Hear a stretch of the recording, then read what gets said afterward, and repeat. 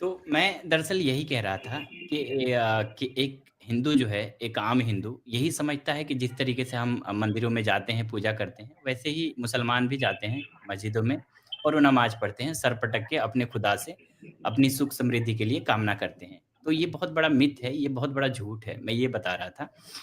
तो क्या है कि ये बहुत बड़ी गलतफ़हमी है भारत के लोगों को कि एक मुसलमान जो है इस देश के अंदर हम हिंदुओं के जैसे आराम से शांति से रह सकता है। तो ये गलतफ़हमी में जी रहे हैं क्योंकि इस्लाम के 2 चेहरे हैं। ये आज का कॉन्सेप्ट भी है जो थंबनेल ने सर ने लगाया है कि इस्लाम के 2 चेहरे हैं। तो यही 2 चेहरे हैं कि शांति से तो अभी जा रहे हैं, लेकिन वहाँ पे शांति से क्या पढ़ते हैं? इसको भी जानना ज़रूरी है और कब तक ये इस तरीके से शांति से रहेंगे? मैं आपको बता देता हूँ। हुँ, नेशनल टीवी चैनलों में बड़े-बड़े आप देखेंगे स्कॉलर जो हैं, मुल्ला जो हैं, बड़े-बड़े दाढ़ी रख कर के वो कहते हैं कि तुम्हारा दिन तुम्हारे लिए है और हमारा दिन हमारे लिए है। तुम भी पूजा करो, हम भी इबादत करते हैं। इसमें गंगा, जमुनी तहज़ीब की भी कई बार बात होता है। हुँ, लेकिन ऐसा कुछ भी नहीं है। वो बड़े-बड़े मुल्ला बिल्कुल ही झूठ फैलाते हैं। वो कहते हैं कि हमें संविधान ने ये इजाज़त दिया है कि हम अपनी रिलीजियस को फ़ॉलो करें और हम अपने रिलीजियस के मुताबिक अपनी ज़िंदगी को बसर करें। ये कॉन्सेप्ट देते हैं। मैंने कई बार ये बात सुनी है। मुझे आपके दर्शकों से ये जानना है कि मुझे बताइए कि संविधान ये इजाज़त दिया है कि अपने रिलीजियस को फ़ॉलो करो, ठीक है? अब जो है कुरान जो है इस बेसिक किताब है मुसलमानों का और कुरान क्या कहता है? कुरान का ये कहता है कि वक़ातिलूहुम हत्ता ला तकूना फ़ितनतुम व यकूनु दीनु कुल्लुहु लिल्लाह। ऐ मुसलमानों, आप उस वक़्त तक जंग करो काफ़िरों और मुशरिकों से, तब तक पूरा पूरा का पूरा दीन अल्लाह का ना हो जाए। तो क्या आपको ये संविधान इजाज़त दे रहा है? क्योंकि संविधान तो कह रहा है ना कि आप अपने रिलीजियस को फ़ॉलो कर सकते हैं, उसको मान सकते हैं, उसको पूरी हुँ, हुँ। आज़ादी है आपको इस चीज़ की। तो क्या संविधान ये इजाज़त दे रहा है कि उन काफ़िरों और मुशरिकों से आप जंग करें? ये तो वही बात हो गई ना, कब आपको समझ में आएगी कि जो सनातन है या फिर जो हिंदू धर्म के लोग हैं, मैं तो समझता हूँ कि हिंदू धर्म के 95 या 80% 70% लोग तो अपने नहीं जानते हैं कि भाई उनके वेद, यजुर्वेद, सामवेद, अथर्ववेद, ऋग्वेद वो तो कभी देखे भी नहीं होंगे। रामायण, हुँ, गीता शायद किसी के घर में रामायण, गीता तो होती है, मैंने कई बार देखा है। लेकिन जो वैदिक किताबें हैं वो तो होती भी है, वो पढ़ते भी नहीं हैं, उनको उनसे कोई लेना-देना ही नहीं है। लेकिन हर मुसलमान के घर में एक कुरान आपको मिल ही जाएगा। एकदम ये गारंटी के साथ मैं कहता हूँ। और उस हुँ। कुरान के अंदर क्या है? क्या चीज़ है? वो उस कुरान के अंदर यही है कि भाई मुसलमानों को उस वक़्त तक जंग करना है जब तक पूरी की पूरी दुनिया के अंदर इस्लाम ना हो जाए। तो आप ये मुझे बताइए कि क्या भारत इससे अछूता रह सकता है? कैसे रह सकता है? तो इतिहास जो है वो भी तो यही बताता है कि उन्होंने जब जी, मौका मिला, उन्होंने देश तोड़ भी दिया, 2 टुकड़े निकाल भी लिए और जी। कश्मीर में भी जब मौका मिला तो वहाँ से भी सबको निकाल दिया। जहाँ-जहाँ उन्हें अब जैसे लेटेस्ट एग्ज़ाम्पल आप संभल का ही ले लीजिए। संभल तो भारत के बिल्कुल सेंटर में है ना, उत्तर प्रदेश में है। वहाँ पर भी उन्होंने जब उनका बस चला हिंदुओं को डरा के, मार के भगा दिया वहाँ से। कर जी, तो जी। रहे हैं वो ये सब। जी। मैं एक छोटा-सा वाकया बयान करूँगा, उसके बाद हम समीम भाई की तरफ चलेंगे, फिर उसके बाद अपनी बात रखूँगा, कि जब हमारे नबी, प्यारे नबी मोहम्मदुर रसूलुल्लाह 13 साल तक मक्के में तबलीग करते रहे। वो कहते रहे कि एक अल्लाह को मानो, मैं उनका नबी हूँ। कुछ लोगों ने कहते हैं कि 80 से 100 के आस-पास में लोगों ने ईमान लाया। लेकिन जैसे उन्होंने हिजरत किया, जब उन्होंने देवी-देवताओं की वहाँ पे गाली देने लगे, तो वहाँ के लोगों ने उनको कत्ल नहीं किया। हुँ, ये नहीं कि उसको पकड़ा और कत्ल कर दिया, नहीं। वहाँ के लोगों ने उनको समझाया कि भाई आप इस तरीके से ना करें, आप भी मानें अपने खुदा को जिसको भी मान रहे हैं, हमको भी मानने दें।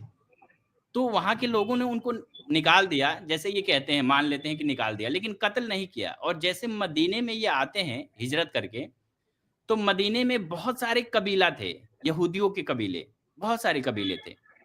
तो इन्होंने धीरे-धीरे करके अपनी चालबाज़ी से और उनको साफ़ करना शुरू किया।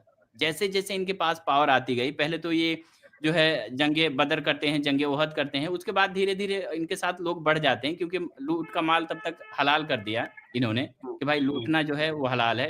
कुरान के अंदर बाकायदा सूरह अनफ़ाल की आयत सूरह अनफ़ाल में है, फ़कुलू मिम्मा गनिमतुम हलालन तय्यबा वत्तकुल्लाह इन्नल्लाह गफ़ूरुर रहीम। ऐ नबी, हमने लूट का माल आपके लिए हलाल कर दिया है। अब आप जो है खाएँ-पिएँ, एन्जॉय करें, जो करना है करो। लूट का माल क्या है? कहीं से लूटा हुआ माल, यहाँ वहाँ पे लूट का शब्द इस्तेमाल है। हुँ, जितने भी आलिम हैं, वो सारे के सारे इसी तरीके से लिखे हैं कि लूट का माल। और जो है अरबी का वर्ड अगर देखेंगे तो फ़कुलू मिम्मा गनिमतुम हलालन, यानी जो गनीमत का माल है, वो सारे के सारे हलाल हैं, अब आप खाएँ। तो हलाल कर दिया था। तो वहाँ पे बहुत सारे यहूदी कबीले थे। तो एक मैं वाकया बताता हूँ। ये वाकया किसी भी मुसलमान से आप नहीं सुनेंगे। हालाँकि हुँ, ये हदीसों के अंदर साफ लिखी हुई है। किसी भी मुसलमान के नाम से ये नहीं सुनेंगे और अगर आप ये पूछ देते हैं, तो भड़क जाते हैं।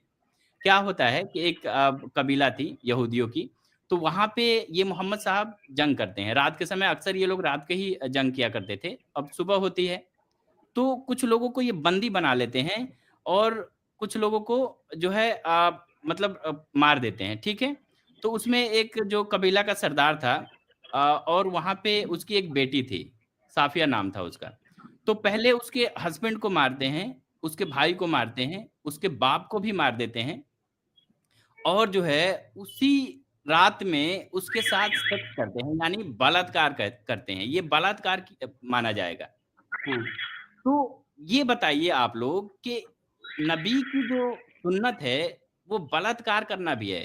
ये एक लड़की की इजाज़त के बिना उसके भाई को आप मार देते हैं, उसके बाप को मार देते हैं, उसके शौहर को मार देते हैं और उसके बाद उसके साथ उसी रात में सेक्स करते हैं, यानी उसकी मर्ज़ी के खिलाफ।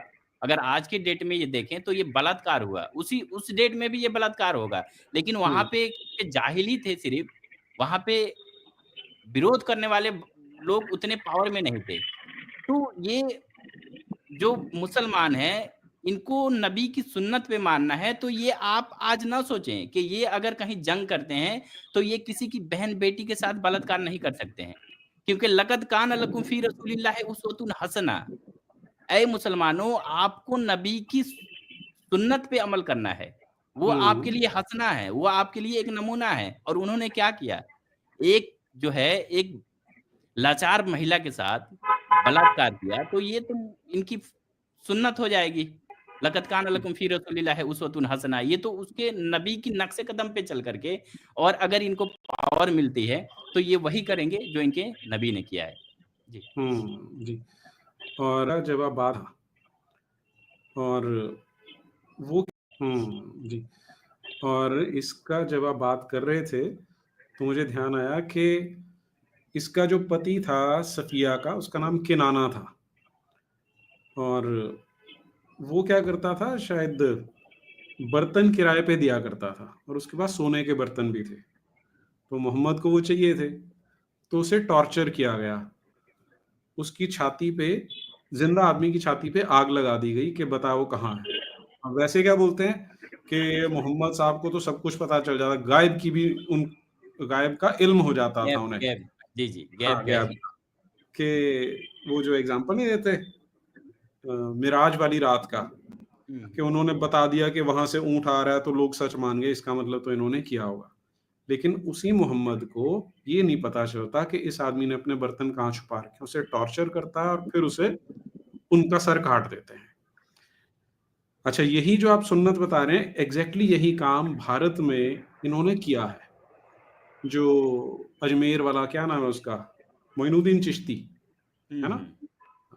वो जब भारत में आया था, आ तो गया था वो छोटी उम्र में ही, लेकिन बूढ़ा जब हो गया यहाँ पर 70-75 साल का हो गया था वो, उस समय उसे मोहम्मद अपने सपने में आता है और बोलता है कि तू मेरी सुन्नत पे नहीं चला। हुँ, यही हुँ। सुन्नत जो आपने अभी बताई अंसारी जी, कि तुझे मेरी सुन्नत पे चलना है। अब उसे बताया क्या जाता है ये आप किसी मुल्ले से सुनेंगे, मौलवी से, तो बोलेगा, उन्होंने कहा कि तूने निकाह नहीं किया।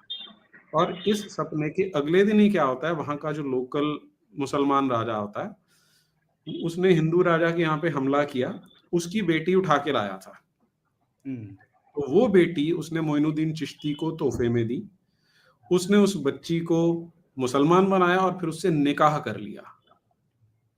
ये इनकी असलियत है। जी, जी।